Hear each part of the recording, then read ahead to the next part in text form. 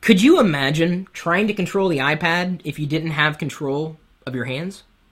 Imagine if you didn't have control over what your body happened to do. And there are people out there who are in that unfortunate position. Unfortunate in the respect that I have full use of my hands and 10 fingers. Christopher Hills, I would say a superstar in his own right. He's been posting a series of videos to his YouTube channel talking about the intersection between accessibility and technology. And he sits right in the middle. He's become quite a hero to a lot of people, myself included. And he did a video demonstrating that from his chair, where he can only control his computer by using a switch that he uses the back of his head to control the computer. He demonstrated how the iPad worked for him, and he couldn't touch it. He's physically unable to touch the iPad. So if this experience is the future of gaming, people like Christopher have to sit on the sidelines. And I don't know if that's something that many people think about.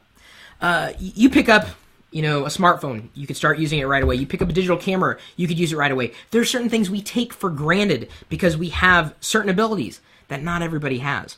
And if the future of gaming is going this direction, it's going to become less accessible for certain people. You could even argue that certain games that rely on these monolithic controllers, and this is a monolith in and of itself, this thing's huge. Granted, not as huge as some other controllers are. I do have a keyboard attached to it. There's certain people who could not make full use of this, but still would want to enjoy a game. So where does gaming sit for those who don't have the same amount of ability that some of us do? Does that mean that they have to sit this revolution out? Does that mean that they don't like gaming at all? No, that's not the case. I mean, think about it this way. How frequently have you been frustrated because a device or a website or a service is only available in some... You can't actually get it. You can't get to it. You are limited. Does that make you frustrated? Imagine people who have the ability to have an object or some kind of software or service sitting in front of them and not being able to use it.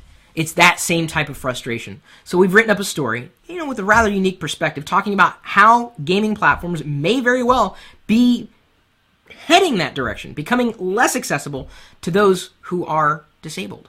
So take a look. Let us know what you think. It really is a thought-provoking piece, if only because you should understand what you have the ability to do today and appreciate that before it's too late.